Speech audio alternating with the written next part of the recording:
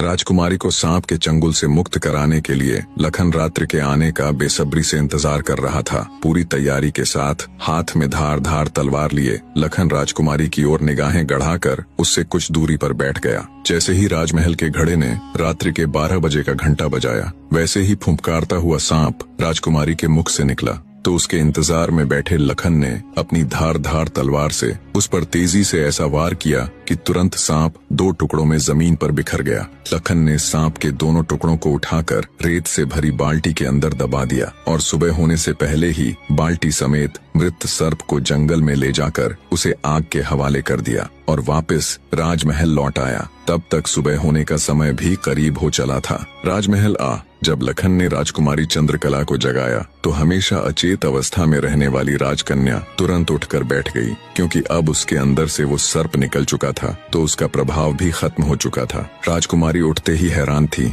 उसे ऐसा लग रहा था जैसे पता नहीं वो कितने सालों से नींद में थी। जब लखन ने राजकुमारी से उसके स्वास्थ्य के बारे में पूछा तो अचंभित राजकुमारी ने अपने आप को बिल्कुल ठीक बताया। तब तक सुबह भी हो चुकी थी। उधर राजा भी पूरी रात सोया नहीं था। उसे बस इंतजार था तो सुबह का। जैसे ही सुबह हुई, राजा बेसब्री से भागा राजकुमारी के कक्ष में आया। जब उसने बिल्कुल सही सलामत अपनी बेटी को बैठे और बात करते पाया तो उसकी खुशी का ठिकाना न रहा। आंखों में अश्रु लिए राजा ने तुरंत अपनी लाडली बेटी को गले लगा लिया। भरे हृदय से राजा ने हाथ जोड़कर लखन का शुक्रिया अदा किया और अपनी शर्त के अनुसार राजकुमारी चंद्रकला का विवाह लखन के साथ कर दिया। जब राजा ने लखन को अपना आधा राज्यपाट देना चाहा तो लखन ने राज्य लेने से साफ मना कर दिया। ऐसा स्वाभिमानी दामाद पाकर राजा चंद्रसेन खुशी से फूला नहीं समाया। उसने खुशी खुशी बहुत सारा धन देकर अपनी बेटी चंद्रकला को लखन के साथ विदा कर दिया। जब राजकुमारी चंद्रकला को ले लखन अपने राज्य उज्जैन नगरी पहुंचा तो उसकी भाभी समेत पूरे परिवार ने उन दोनों का हार्दिक स्वागत किया।